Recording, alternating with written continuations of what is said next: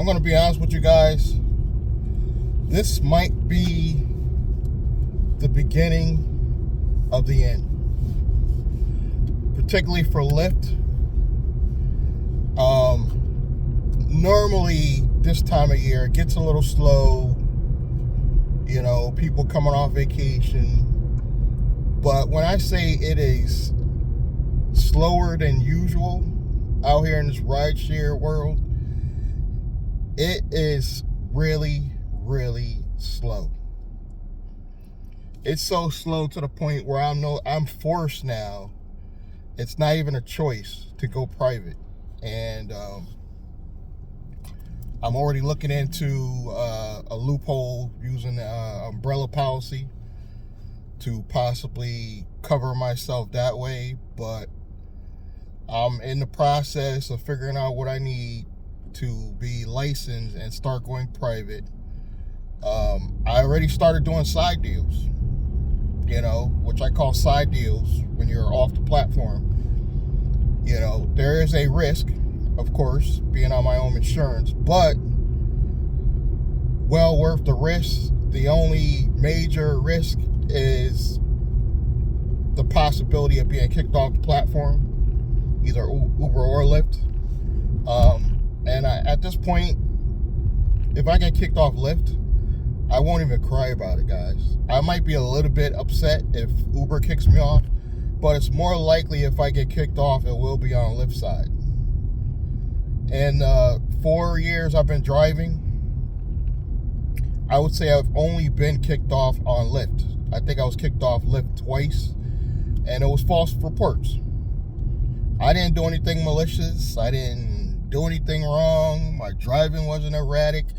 I actually get people saying I drive like an old woman because I do follow the rules, and I drive really slow for the most part.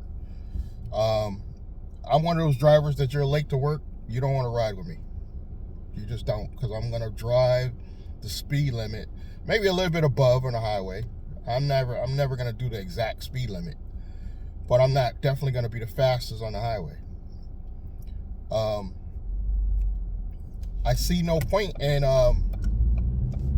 continuing using these platforms. The only reason why I think it'd be beneficial for me to continue driving Uber is to cut some side deals.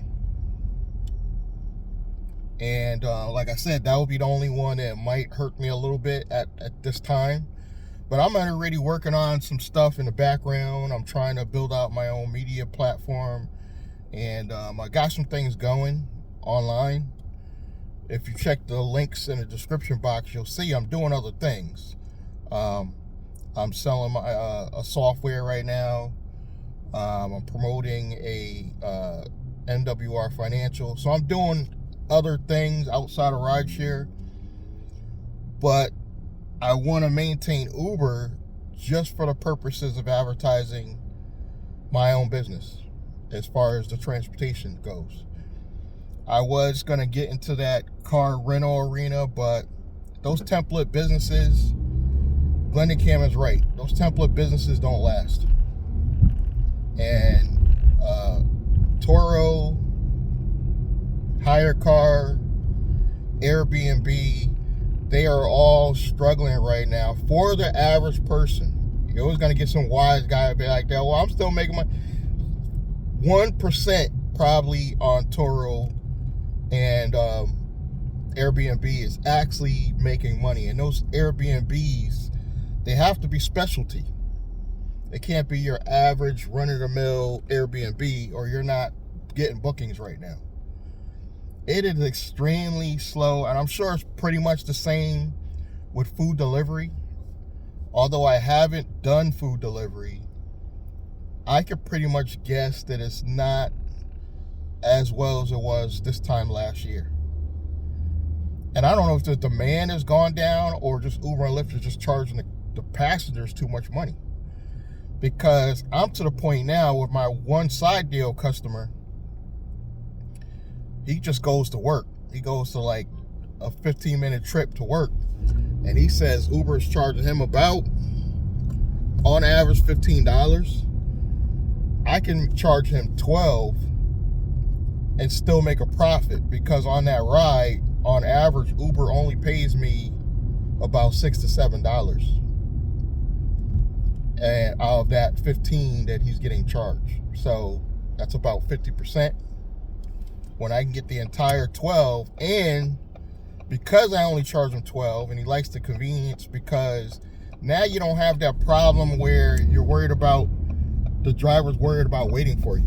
If you're paying me all the cash, I will wait 10, 15 minutes even, if necessary. They usually don't make me wait that long. But because you're my direct client, I'm willing to wait while you're in that store. Probably not 15 minutes, probably about 10 minutes. But the passengers, when you get private deals or passengers, there is usually no issue with if they tip or don't tip, because you're already making more money. You see the concept? You're already making more money. So I already got my own, I already ordered my business cards. Like I said, I got one guy in a queue. I pick him up, take him to work 3 days a week. Not a lot of money at all. But if I get 20 more like him, I no longer need the platforms 100%. And all I need is the proper insurance, and I'm in business. Insurance, some business cards. You slowly start taking a customer here and there from Uber that goes to work every day, the same place. Excuse me.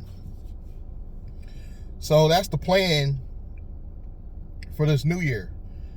Now, is that going to turn into a full-time business? It could.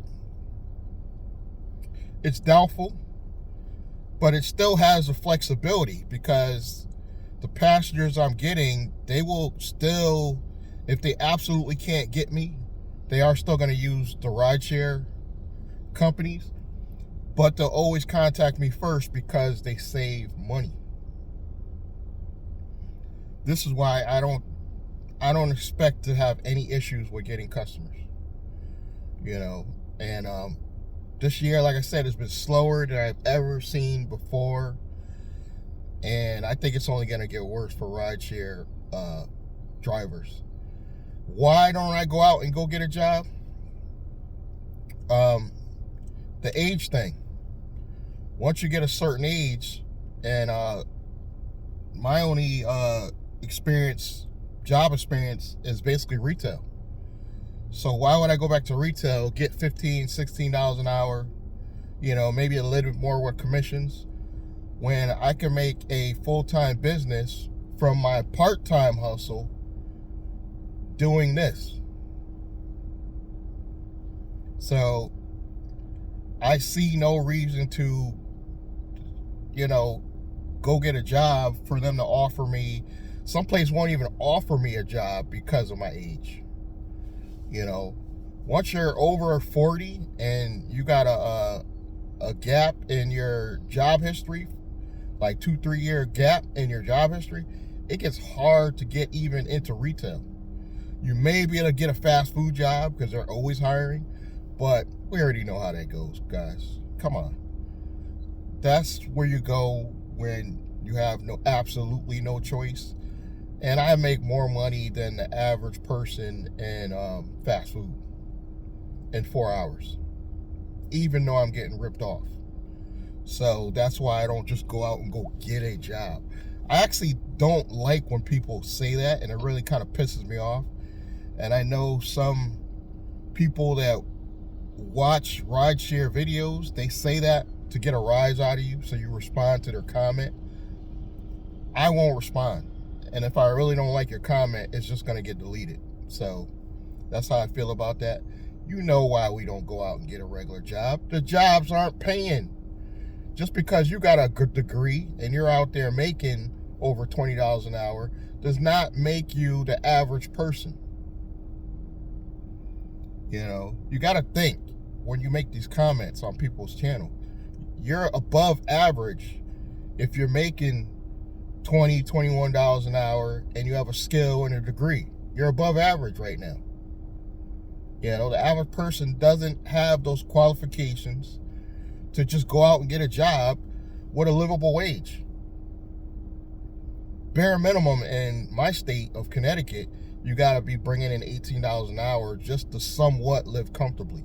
And you got to have a spouse or someone you're living with to combine your incomes just to make it, where you could buy, you know, everyday other things like extra clothes, food, you know, entertainment. Because we're not going to live without those things. We're not going to go without entertainment, food. I don't care how poor the economy gets, people are still going to shop for things that make them happy. And you can't go do that with a job only paying $15 or less an hour. That's just my opinion. You know. So if you want to get out the rat race, I do got some tips and strategies. I'm open to talk. You can get me in a strategy session. I'm not an expert. I don't pretend to be an expert.